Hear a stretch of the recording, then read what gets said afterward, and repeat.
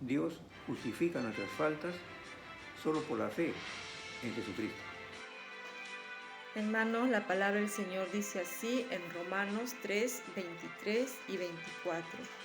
Por cuanto todos pecaron y están destituidos de la gloria de Dios, siendo justificados gratuitamente por su gracia mediante la redención que es en Cristo Jesús. Dios te ama con un amor que resulta incomprensible por la mente humana. ¿Sabes por qué? Porque su amor es eterno.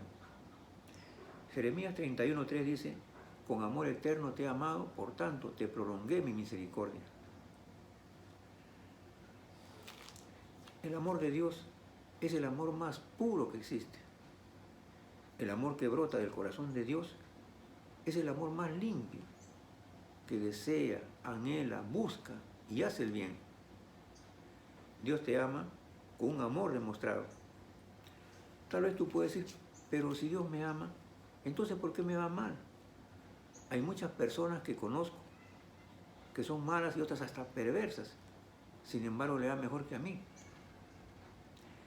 Lo que sucede es que hay algo dentro de nosotros que no permite que podamos recibir el amor de Dios.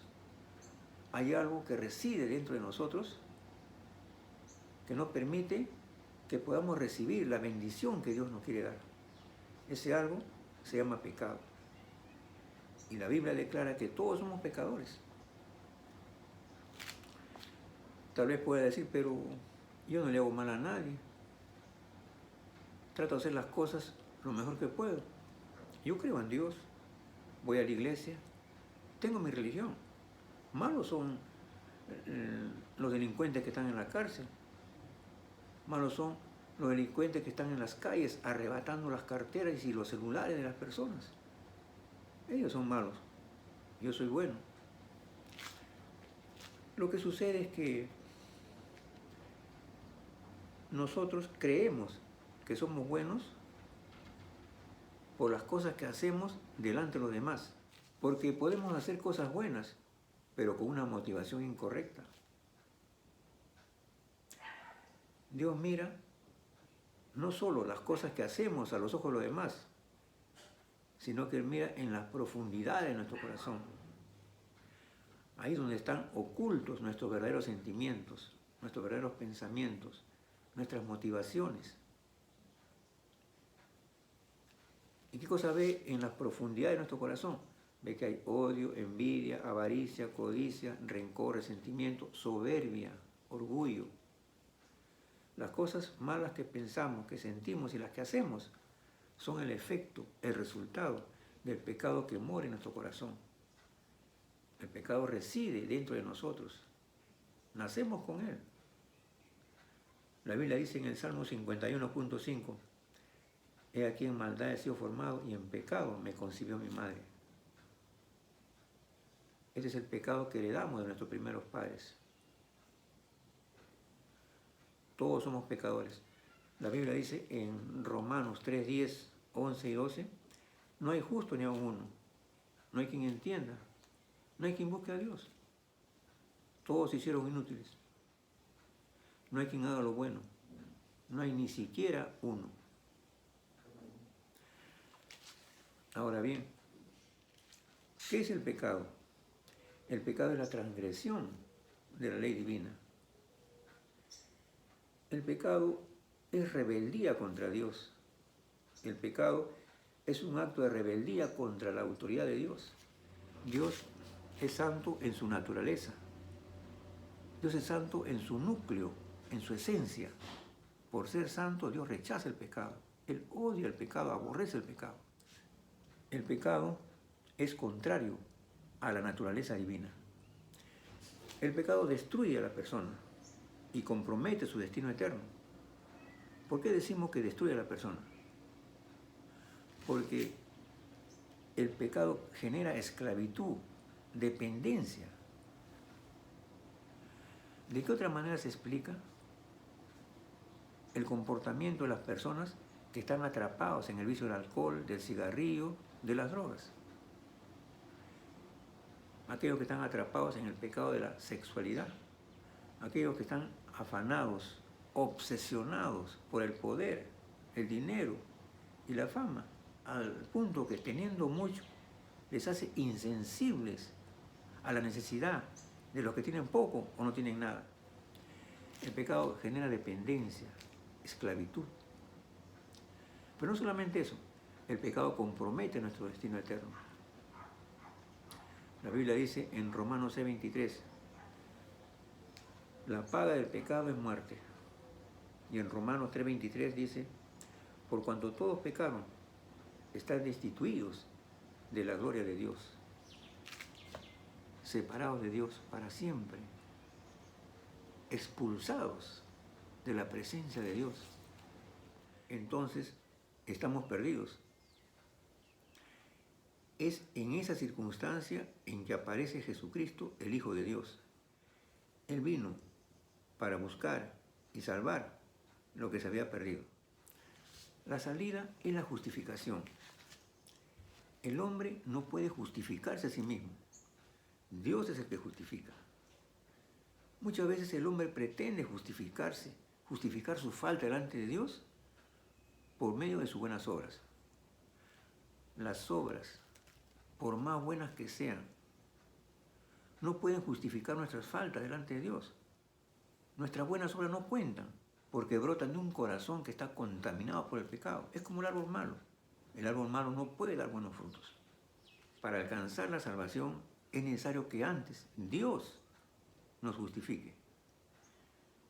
Dios justifica nuestras faltas de manera gratuita, sin que nos cueste nada. ¿Cómo? ¿Cómo es posible que Dios nos otorgue algo tan valioso como la justificación de manera gratuita? La respuesta está en Romanos 3:23. Por cuanto todos pecaron, están destituidos de la gloria de Dios, siendo justificados gratuitamente por su gracia. O sea, somos justificados por la gracia del dador. Dios justifica nuestras faltas por la gracia del que la da, por la gracia de Dios. ¿Y qué es la gracia? La gracia es un favor inmerecido. La gracia es recibir algo sin entregar nada a cambio, sin que nos cueste nada. Absolutamente nada.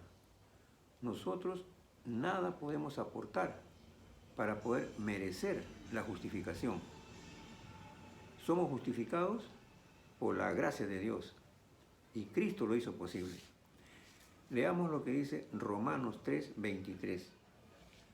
Por cuanto todos pecaron, están destituidos de la gloria de Dios, siendo justificados gratuitamente por su gracia, mediante la redención que es en Cristo Jesús, Señor nuestro. Siendo justificados gratuitamente mediante la redención. ¿Qué es redimir? Redimir es liberar de una obligación, dejar libre, dejar en libertad, sacar a alguien de la esclavitud pagando un precio. Nosotros estamos en deuda con Dios por causa del pecado. Es una deuda impagable. Esto me hace recordar a la parábola de los dos deudores. Dice que un rey estaba haciendo cuentas y mandó llamar a sus deudores. Uno de ellos le debía 10.000 talentos, una suma fabulosa, una suma exorbitante. Y como no podía pagarle, entonces el rey ordenó que lo vendan como esclavo a él, a su esposa y a sus hijos. Y también todas sus pertenencias, para ver si de esa manera podía recuperar algo. El siervo le suplicó, le rogó, le imploró que tuviera paciencia para con él, que él le pagaría todo. Pero en realidad era una deuda impagable, porque si él tuviera que trabajar para pagar esa deuda, la vida no lo hubiera alcanzado para poder cancelarla. Inclusive, si hubiera empezado a pagar desde esa época, desde ese tiempo hasta hoy, tampoco habría terminado de pagar. Una deuda impagable. En el área espiritual, eso es lo mismo que sucede con nosotros. Nosotros tenemos una deuda impagable por causa del pecado. La deuda que tenemos con Dios es tan grande que era imposible de pagar. Pero Cristo la canceló. ¿Cómo? ¿De qué manera? Jesús el justo, limpio de manos y puro de corazón, y sin pecado alguno, Él tomó nuestro pecado y lo hizo suyo, para recibir en lugar nuestro la sentencia condenatoria por el pecado, es decir, la muerte. Jesús llevó nuestros pecados en su cuerpo sobre el madero, colgado en un grueso madero lleno de astillas y con el rostro ensangrentado y la carne de su cuerpo desgarrado por el látigo de esquirlas con punta de metal del soldado romano. Así murió el justo por nosotros los injustos, para llevarnos a Dios. Cristo, antes de entregar su vida, Él pronunció estas palabras: consumado es. Significa que la cuenta está saldada. El acta donde estaba registrada nuestra deuda impagable, con la sentencia condenatoria, Cristo lo tomó y lo clavó en la cruz.